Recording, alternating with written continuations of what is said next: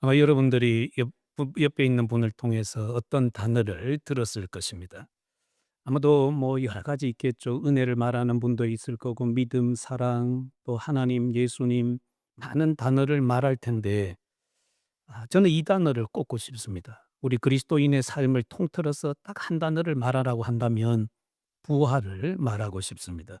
왜냐하면 부활이 없다면 여러분이 이 자리에 나와 앉아 있는 것이 아무런 의미가 없기 때문이죠. 그래서 사도 바울은 고린도 교회 성도들에게 이 부활에 대해서 말씀하면서 그리스도께서 만일 살아나지 못하셨다면, 부활하지 못했다면 우리가 전파하는 것 아무런 의미가 없습니다. 우리의 믿음도 헛것입니다. 부활이 없는데도 부활을 증가한다면 우리가 거짓 증인으로 밝혀질 것입니다.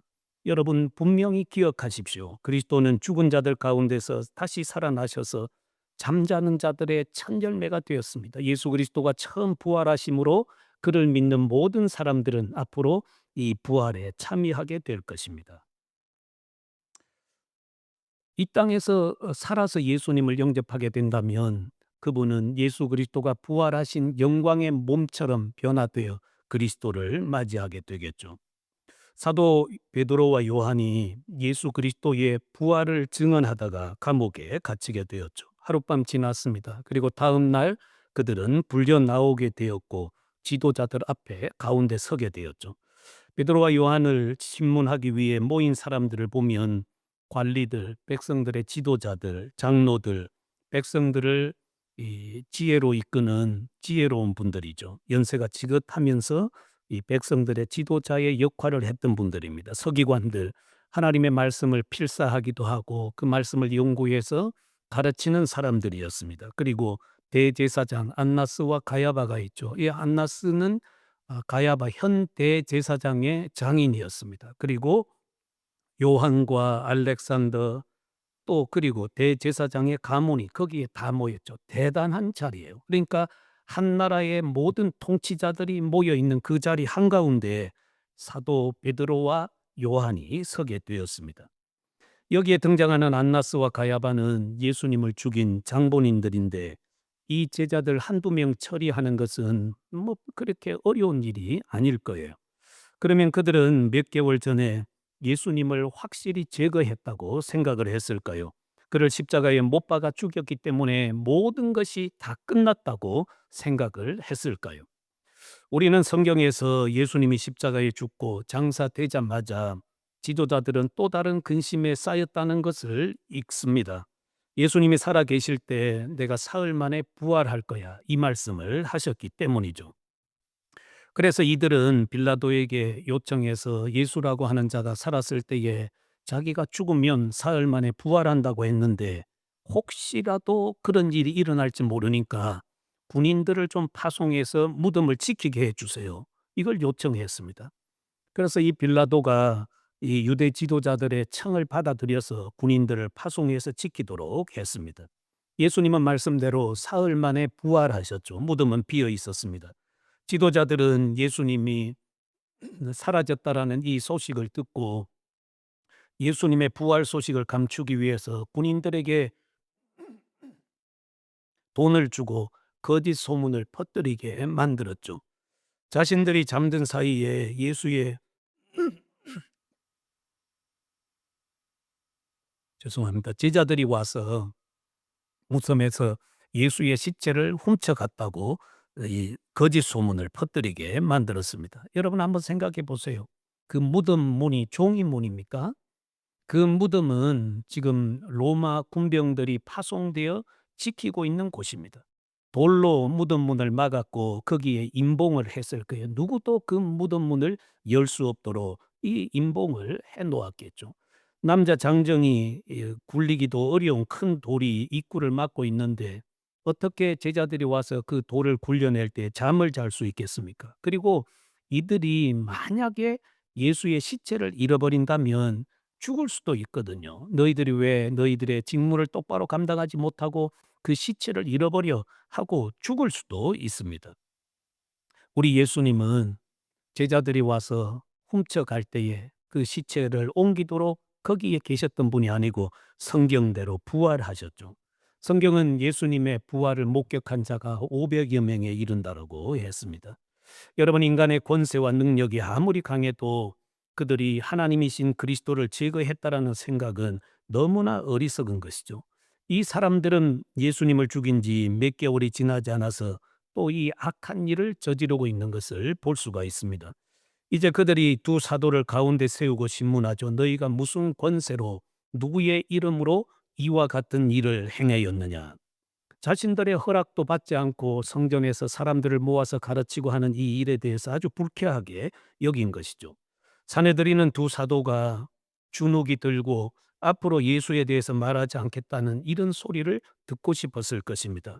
이 지도자들 앞에서 부들부들 떨면서 우리가 잘못했습니다. 앞으로 이제 예수의 이름으로 말하지도 않을 것이고 당신들을 근심시켰던 그런 일들은 하지도 않겠습니다. 이번만 용서하고 우리를 놓아 주십시오. 이렇게 말하지 않았습니다.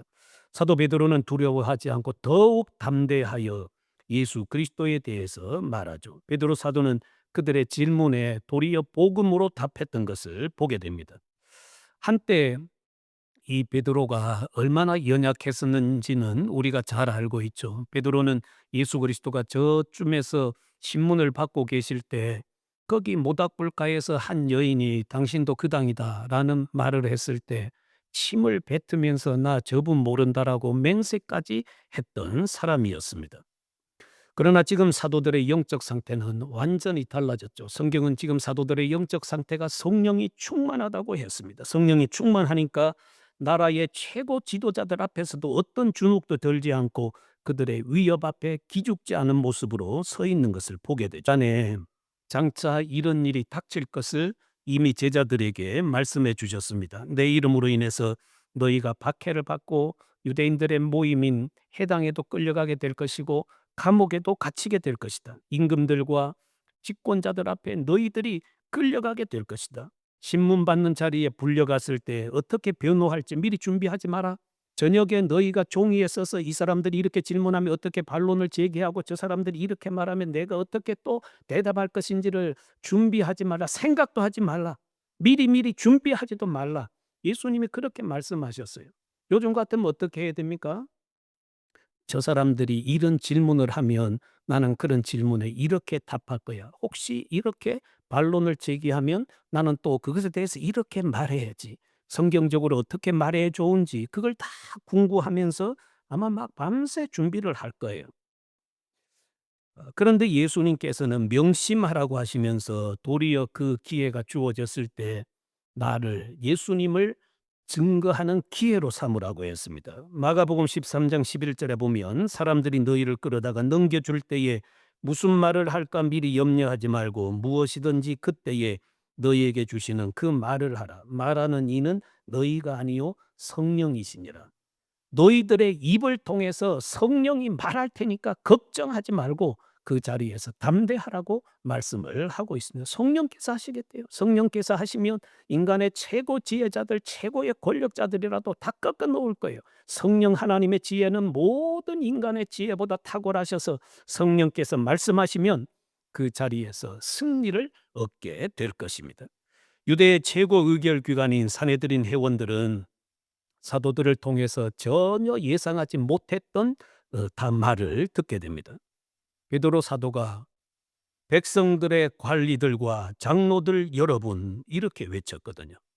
만일 병자에게 행한 착한 일, 곧 이 사람이 구원받은 것 때문에 신문을 받는다면 여러분들과 이스라엘 백성들은 알아야 합니다.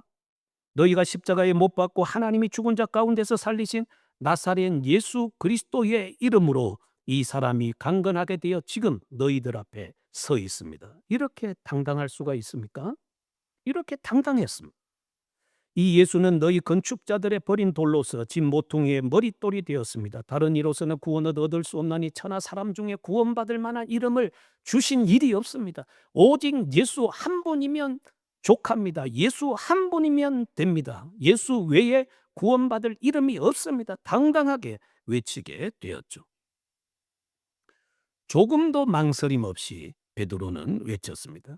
산헤드린 공회원들은 이 사도들의 당당함 때문에 도리어 당황하게 되었고 이상하게 여겼습니다. 그 13절에 보면 이 사람들이 본래 학문 없는 범인들이라고 얘기를 하잖아요. 여기 범인은 뭐 공부하지 못해서 범죄한 범인들을 가리키는 것이 아니고 여기에 모여 있는 사내들인 공회원들은 다 고등학문을 했거든요. 고등교육을 받은 거예요. 오늘날 말하면 다 대학 교육을 받은 사람들인데 예수님과 그를 따르던 제자들은 다 이 해당 교육 정도밖에 안 받았거든요. 그 말은 오늘날로 말하면 초등학교 정도 나온 수준이에요. 그런 사람들로 보았는데 이들이 어떻게 이런 최고의 권력자들 앞에서 당당할 수 있는가? 말을 이렇게 청산유수로 쏟아낼 수 있는가? 이건 놀랐습니다. 본래 학문 없는 사람들이 이렇게 하니까 그들이 당황하게 된 것이죠. 그런데 여러분, 나중에 우리가 이 두 사도가 기록한 성경만 보아도 누가 이들이 학문 없는 범인이라고 말할 수 있겠어요? 베드로 사도는 베드로 전후서를 기록해서 터키 지역에 흩어져 있었던 그리스도인 공동체에게 이 편지를 보냈고, 사도 요한은 신약의 많은 분량을 요한복음, 요한 1, 2, 3서 요한계시록을 기록해서 보냈거든요. 많은 분량이에요. 그 성경들을 보세요. 우리가 요한복음은 공관복음과 다르게 그가 기록한 요한복음은 독특하거든요. 놀라운 영적인 내용들이 많이 기록되어 있습니다. 누가 이 요한 보고 학문 없는 사람이라고 말할 수 있겠습니까? 하나님의 성령께서 이들을 사로잡으니까 놀라운 일들이 일어난 것이죠. 그리고 지도자들의 말문이 또 하나 막힌 이유를 성경은 말씀하는데 14절에 또 병 나은 사람이 그들과 함께 서 있는 것을 보고 비난할 말이 없는지라. 이 사람이 왜 사도들과 함께 있을까요? 이 사람도 지난밤에 감옥에 같이 갇혔을까요? 아니면 이 사람을 증인으로 채택하기 위해서 사람들이 데려왔을까요? 우리는 그 사실에 대해서 알 수가 없습니다. 어쨌든 여기에 있는 유대인들은, 유대 지도자들은 어떻게 판결을 내려야 할지 고민이 되었죠. 그래서 사도들을 내보내놓고 결정을 하게 됩니다. 이 사람들이 어떻게 결정하는지 보십시오. 이 사람들을 어떻게 할까요? 40여 년 동안 걷지 못한 사람이 고침받아 여기 있으니 우리도 이 사건에 대해서, 이 사실에 대해서 부인하지 할 수가 없습니다. 이 사람이 병을 고침받은 일은 이미 예루살렘에 있는 모든 사람들이 다 알고 있습니다. 그러니 더 이상 이런 일을 하지 못하도록 경고하고 놓아주는 것으로 합시다. 1차 이렇게 결정을 했습니다. 그리고 내보냈던 사도들을 불러들여 놓고 사내들이니 이제 이 결정에 대해서 얘기를 하죠. 백성들 사이에 이 복음이 더 퍼지지 못하도록 위협하고 이후에는 예수의 이름으로 아무에게 아무 말도 하지 말라고 결정을 했습니다. 그리고 이 말로 그들을 위협했습니다. 18절에 보면 절대 예수의 이름으로 말하지도 말고 가르치지도 말라. 유대의 이 종교 지도자들은 종교적 지위와 명성을 유지하기 위해서 사도들을 위협하는 쪽으로 가닥을 잡았습니다. 더 이상 예수의 이름이 백성들 가운데 퍼지지 못하도록 하라고 위협하고 놓아주었죠. 이들은 예수님을 십자가에 죽였을 뿐만 아니라 그리고 사도들이 예수의 이름을 전하는 것을 불법으로 규정을 했습니다. 그때 베드로와 요한은 그들의 경고에 대해서 주님이 부탁한 증인의 사명에 근거해서 다시 담대하게 말하죠. 19절 20절 한번 읽어보겠습니다. 시작.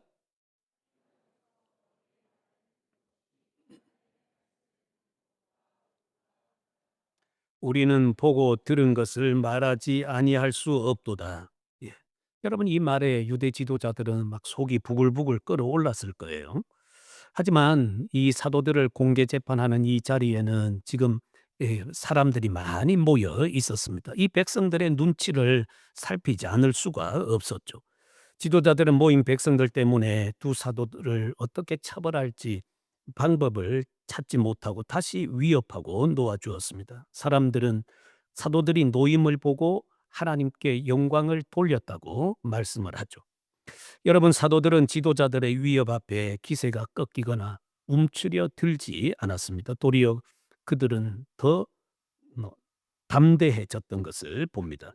여기서 성경은 이렇게 얘기하잖아요. 이 지도자들이 원하는 답을 사도들이 해서 그들을 기쁘게 하지 않았다라고 했습니다. 그들과 타협하지 않았어요. 지금 이 사람들이 듣기 좋아하는 대답이 뭡니까?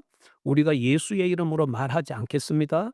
우리가 다시는 성전에서 이 사람들에게 어떤 가르침도 가르치지 않겠습니다." 이런 말을 들어야 그들이 기쁠 거 아니에요. 그런데 성경은 "우리가 그런 말해서 당신들에게 기쁨을 주겠느냐? 우리는 하나님께 불순종할 수 없다. 하나님께서 우리를 사도로 부르시고 예수 그리스도의 죽음과 부활을 증언하는 사도로 불러 이 사명을 맡겼는데 우리가 당신들 기쁘게 하려고 하나님이 우리에게 주신 그 사명을 놓을 수 있겠는가?" 그런 말을 한 거예요. 당당하잖아요. 사람들의 위협 때문에 사명을 내려놓지 않겠다라는 것입니다. 조금만 무슨 일이 있으면 "저 일 못합니다. 이 사명 감당하기 어렵습니다." 그런 수준이 아니죠. 이런 위협과 이런 사람들의 그 조롱 앞에서도 이 사도들은 결코 흔들리지 않았거든요. 조금도 흔들리지 않았습니다. 도리어 사명을 주님 앞에서 더 확고히 했습니다. 당신들이 우리를 그렇게 얘기해 해도 우리를 향하여 그런 말해도 우리 흔들리지 않아. 우리 죽여도 흔들리지 않아. 그런 사명과 각오를 가진 것이죠. 우리는 여기 본문 말씀 가운데서 베드로 사도가 외친 이 말씀을 다시 한번 정리를 해야 되는데 그 말씀이 11 절과 12절 말씀입니다. 다시 한번 읽어 보겠습니다. "이 예수는 너희 건축자들의 버린 돌로서 집 모퉁이의 머릿돌이 되었느니라. 다른 이로서는 구원을 받을 수 없나니 천하 사람 중에 구원을 받을 만한 다른 이름을 우리에게 주신 일이 없음이라 하였더라." 여러분, 여기 예수님은 건축자들이 버린 머릿돌이라고 하죠. 시편 118편 19절 이하를 보면 거기에 이 시를 기록한 시인이 등장을 하는데 이 시인이 성전에 들어가서 그 성전에 모인 성도들에게 이런 말을 합니다. 여호와께서 행하신 기이한 일이 있습니다. 여호와께서 행하신 기이한 일을 전합니다. 그 기이한 일이 바로 여호와께서 건축자들이 쓸모없다고 버린 돌이 집 모퉁이의 머릿돌이 되게 하신 것입니다. 이게 하나님께서 계획하시고 이루시는 기이한 일이라고 했습니다. 더욱 놀라운 것은 여호와께서 건축자들이 버린 돌이 집 모퉁이의 머릿돌로 놓이는 날을 정했다라고 성경에 기록해요. 얼마나 놀라운 일인지 한번 보십시오. 본문의 11절에 이 건축자들은 유대 지도자들을 가리킵니다. 그들이 무시한 돌은 이 땅에 오셔서 이미 구원을 성취하시고 하나님 보좌 우편에 앉으신 그리스도를 가리키십니다. 그렇다면 하나님이 행하신 기이한 일은 무엇일까요? 바로 하나님께서 하늘로부터 그리스도를 보내 십자가에서 죄인을 대신하여 죄를 짊어지고 속량하시고 구원을 이루시는 것입니다. 이게 너무너무 기이한 방법이라는 거예요. 예수님은 대제사장들과 백성의 장로들에게 악한 농부의 비유를 말씀하신 일이 있습니다. 시편 그때 예수님이 시편 118편 22절 23절을 그대로 말씀을 가져오셔서 말씀하세요. 들어보십시오. 예수께서 이르시되 너희가 성경에 건축자들이 버린 돌이 모퉁이의 머릿돌이 되었나니 이것은 주로 말미암아 된 것이요 우리 눈에 기이하도다 함을 읽어본 일이 없느냐. 예수님은 그리스도를 기다리던 유대 지도자들에 의해서 쓸모없는 돌로 버려지게 된 것입니다. 버림받으신 예수님은 십자가에서 처절한 죽음을 경험하지만 사흘 만에 살아나셨죠. 하나님이 정하신 구원자는 기이한 방법으로 구원을 이루십니다. 사람의 상상을 초월하는 분이에요. 여러분, 사도 바울이 복음을 전할 때 아테네에 갔습니다.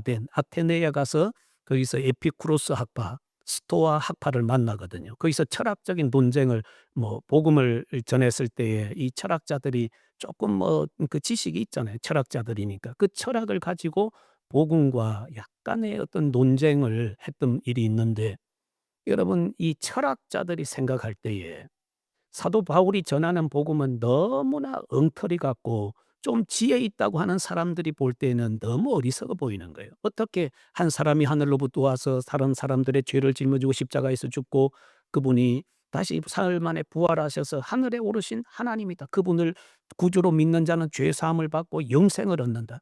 아니 그런 게 어딨냐. 적어도 우리처럼 뭐 이데아를 말하고 영혼을 말하고 뭐 그런 걸 얘기해야지. 그런 것도 없이 그냥 아유 그런 게 무슨 사람을 구원하는 지혜라고. 조금 지혜 있다고 하는 사람들에게는 도저히 믿을 수 없는 방식이었어요. 그래서 사도 바울이 고린도에서도 말씀을 하는 것처럼 사람들이 좀 지혜롭다고 하고 좀 학문을 했다고 하고 하는 사람들은 이 복음의 진리에 대해서 너무 하찮게 여긴다는 거예요. 그러나 아세요? 여러분 하나님께서는 이 전도의 미련한 방법으로 사람들을 구원하시기로 결정하신 것 아세요? 하나님은 이렇게 기이한 방법, 인간이 전혀 상상할 수 없는 방법으로 인간의 구원을 정하시고 그 일을 완성하신 분이십니다. 이걸 전하는 거예요. 이걸. 그래서 여러분이 복음을 전할 때도 그럴 거예요. 아니 그런 게 어딨어. 한 사람이 구원을 받으려면 적어도 나에게 좀 선이 있고 공로가 있어야 하나님이 좀 인정해 줄 만한 뭐가 있어야 그래도 하나님 앞에 내 낯을 좀 들이밀 수 있지. 아무것도 안 하고 뭐 하나님이 주시는 구원을 그냥 받아들이라고 내 낯짝이 있고 체면이 있지. 나 그런 거 안 믿을래요. 이렇게 말하는 사람들이 있을 거예요. 하나님이 정한 방법은 그게 아니래요. 하나님이 정한 방법은 하늘로부터 의로우신 하나님이 인간의 완전한 몸을 입고 오셔서 죄인의 죄를 짊어지고 십자가에 죽으시고 대속하시고 부활하시고 승리하시는 분이에요. 그분을 믿어야 구원이 있다라는 걸 말씀했습니다. 그래서 여기 베드로 사도가 말씀한 것처럼 하나님이 정하신 구원자는 예수 그리스도 외에 다른 이름이 없다. 세상에 많은 사람들이 구원을 혼란케 하고 혼잡케 하고 구원을 믹스시켜서 여러 가지 방식으로 구원을 말하려고 하지만 그건 절대 구원일 수 없습니다. 구원은 철저하게 배타적이에요. 오직 예수 그리스도 외에 구원자가 없다라는 걸 성경은 말씀을 하고 있습니다. 하늘 아래에 사는 사람들이 죄에서 구원받도록 정해놓으신 이름은 딱 한 분 오직 예수 그리스도밖에 없다라는 걸 말씀을 하고 계십니다. 여러분 사람이 이 구원의 주님을 믿지 않고 다른 데서 구원의 길을 찾는다면 그것처럼 어리석은 일이 없다 할 것입니다. 바로 지금 사도들을 신문했던 이 사람들이 지금 오셔서 구원을 성취하시고 하나님 나라에 승리하신 그 예수 그리스도를 믿지 않는 거예요. 그러면서 다른 메시아를 기다린다고요. 어림없는 일이죠. 이들 역시도 다 주님 앞에 돌아와서 회개하고 예수 그리스도를 구주로 영접해야 될 사람들입니다. 여러분 오늘날에도 예수님은 예수님을 믿는 자를 가장 복되다고 하시고 가장 복되게 여기십니다. 예수님은 죄에 포로되어 고통받는 사람들을 지금도 건져내세요. 우리도 이미 거기로부터 건짐받았잖아요. 예수님은 또 예수님을 믿고 살아가는 성도들 안에 마음이 상한 자를 치료하신다고 했습니다. 마음이 상한 자를 고치세요. 여러분 여러분의 몸에 난 상처의 자국보다 여러분들 가운데도 마음에 난 상처가 더 큰 분들, 더 상처가 많은 분들이 있을 거예요. 마음이 깨어져서 회복이 잘 안 되는 분들도 있을지 모르겠어요. 오늘 이 시대에는 얼마나 많은 사람들이 마음이 무너지고 깨어져서 고통받는지 모릅니다. 여러분 주변에도 그런 사람들 많을 거예요. 마음이 깨어져서 약을 복용하고 있고 사람의 이 에너지로는 잘 안 돼서 약의 힘을 빌려서 사는 사람들이 있거든요. 마음이 많이 깨어진 사람들이 많습니다. 이 마음이 상한 자를 예수님이 고치신대요. 세상의 약으로 의술로 할 수 없는 그 아픔도 우리 성령께서 오셔서 그 마음을 만지시고 터치하시면 그 그 영혼 안에 쌓여 있었던 모든 고통과 아픔이 눈 녹듯이 녹아내릴 거예요. 예수 그리스도가 그들에게 새 힘을 주시는 분이라고 했습니다. 소망이 예수님이에요. 예수님. 예수님은 또 이사야서 53장에 말씀하는 것처럼 우리의 질고를 짊어지시고 육체의 고통을 안고 있는 자를 고치십니다. 그분인 만병의 의사이세요. 또 슬픔과 근심으로 인해서 마음의 기쁨을 상실하고 찬송이 끊어지고 감사가 사라진 성도들의 그 모든 삶의 상황을 바꾸신대요. 그래서 슬퍼하고 근심이 많은 사람들의 입에서 다시 찬송이 흘러나오고 감사가 흘러나올 수 있도록 그들의 삶의 상황을 바꾸시는 분이 우리 예수님이라고 했습니다. 그러니까 이 땅에서 내가 어렵고 힘든 일을 당할 때 그 해답을 다른 세상 속에서 찾을 것이 아니고 여러분 예수님에게로 가면 예수님이 답이고 예수님이 소망이에요. 예수님 외에 다른 데서 어디서 이런 일을 얻을 수 있습니까? 약이 아무리 좋아도 깨어진 마음 회복시키지 못해요. 깨어진 정신 온전하게 회복시키지 못합니다. 죄에서 구원해 내지 못해요. 죄에서 구원해 내는 약이 어디 있어요? 보약 많이 먹으면 더 에너지가 펄펄 넘쳐서 더 죄 지으려고 하는데. 예? 그렇지 않나요? 여러분 에너지 드링크 먹고 더 힘 얻어서 죄 지으려고 하는 게 세상인데. 진짜 보약은 예수 그리스도이세요.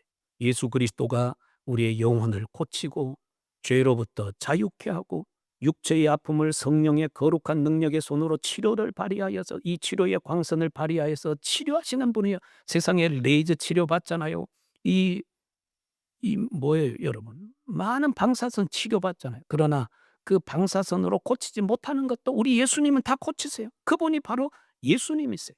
여러분 마음의 슬픔을 찬송으로 춤이 되게 바꾸시는 분이 예수님이세요. 근심을 여러분 감사로 바꿔주시는 분이 우리 예수님이라고 했습니다.